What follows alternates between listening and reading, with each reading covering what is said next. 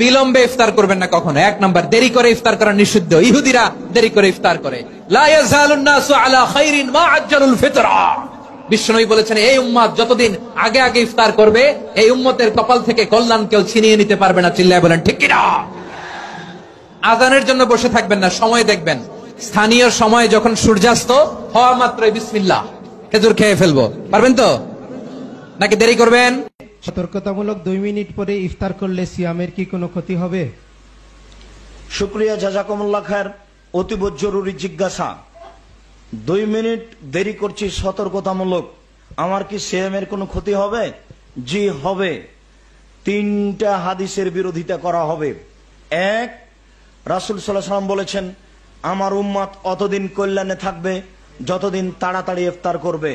2, আল্লাহ তাআলা বলেন, আমার সবচেয়ে প্রিয় বান্দা ওই যে তাড়াতাড়ি ইফতার করে।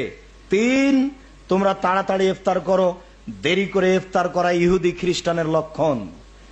2 মিনিট 1 মিনিট সতর্কতামূলক দেরি করা ইহুদিদের লক্ষণ।